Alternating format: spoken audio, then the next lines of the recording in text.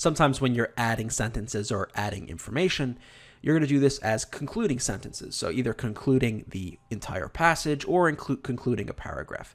And a lot of the same advice that we've discussed applies previously, especially what we talked about in the previous episode, in that you have to focus on what the question wants. The question's going to often give you a specific thing that they want the choice to do, and you got to make sure your choice does it. So let's check out 11. The writer wants a concluding sentence that restates the main argument of the passage. Which choice best accomplishes this goal?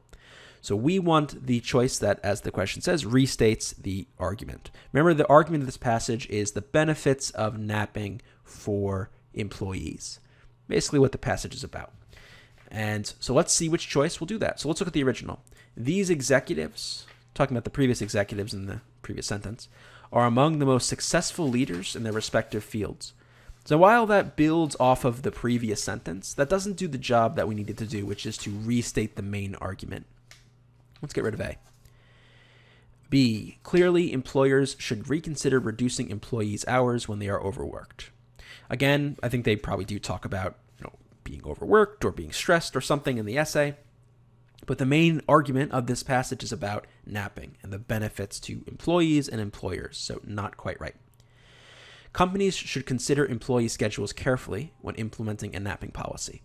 Okay, we're at least getting closer to napping, which is good, but it's still not as general as we want it to be, right? This one is talking about employee schedules. I mean, do they talk about employee schedules in this paragraph even? Not really. It's kind of a random addition. And I mean, at least they're talking about the napping, but we'll keep it. Hopefully we can find a better choice in D. Let's see. More businesses should follow their lead and embrace napping on the job. Notice the previous part of this paragraph talks about particular companies that actually allow their employees to nap on the job. And this not only connects to the previous part of this paragraph, but also re-emphasizes the main argument, which is that napping is something that companies are allowing their employees to do, and it's leading to certain benefits for both the employees and the employer. So if we had to choose between C and D, we're going to pick D because, number one, it fits better with the paragraph it's in, and more importantly, it restates the main argument or emphasizes the main argument that napping is something that companies should let their employees do. So we'll go with D for this one.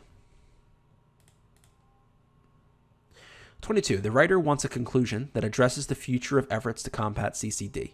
Which choice results in the passage having the most appropriate concluding sentence? Again, we want our choice to address the future of efforts to combat CCD. So let's check out this sentence right here. Though the precise causes of CCD are yet unclear, some common sense measures may be taken. A decrease in the use of certain pesticides, herbicides, and fungicides, as well as greater attention to the nutrition, habitat, and genetic diversity of managed hives could begin a shift in a favorable direction. So, how are we with just having this as the original sentence? I mean, it's pretty good. It is giving us some sense of the future efforts, right? We want to decrease pesticides. We want to give greater attention to these factors, and this could begin a shift in the favorable direction to combat CCD. So actually, the original looks pretty good. This does talk about the future of efforts to combat it. Let's look at B. Still, bee colonies have experienced such devastating losses that the consequences of the issue have been felt worldwide. Okay, I mean, this talks about, I guess, the effects of CCD, but it doesn't talk about the future of efforts to combat it. It just talks about the devastation that's already been wrought. C. Although CCD is a relatively new phenomenon, scientists have been studying other aspects of honeybees for over a century. Okay, so that's very nice that they've been studying other honeybees, but doesn't do what we needed to do to emphasize the future efforts to combat CCD.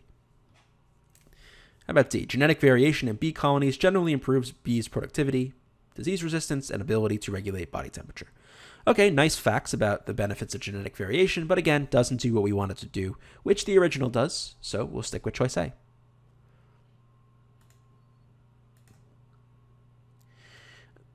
32. The writer wants to conclude the paragraph effectively while also reinforcing the point that skepticism towards lunar farming still exists.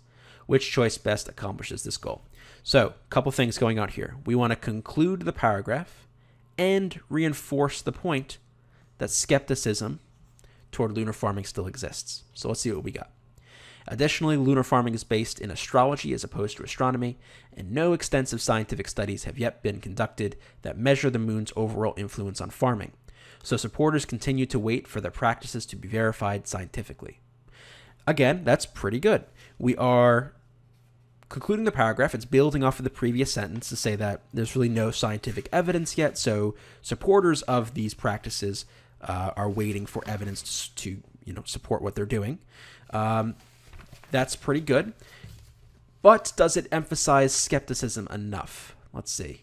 I mean, these supporters aren't really skeptical of it, right? They support it and they're waiting for evidence. So, I mean, A is all right, but hopefully we can find something, again, that emphasizes skepticism. It builds off of the paragraph well, but let's see what we've got for other choices.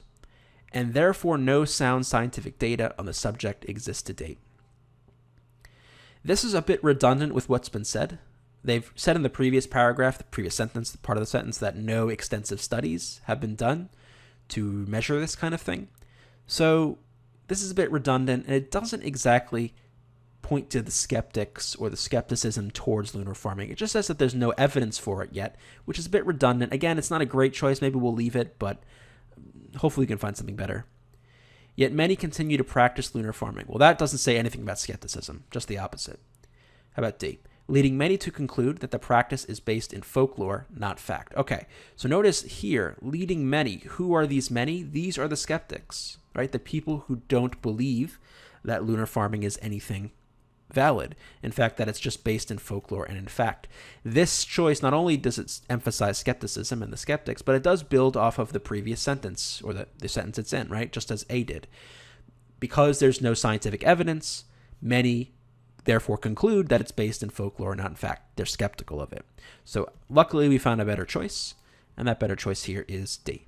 To learn more about Reason Prep's SAT, SAT subject test, and ACT video courses, go to reasonprep.com/enroll, and you can find the link in the description below the video.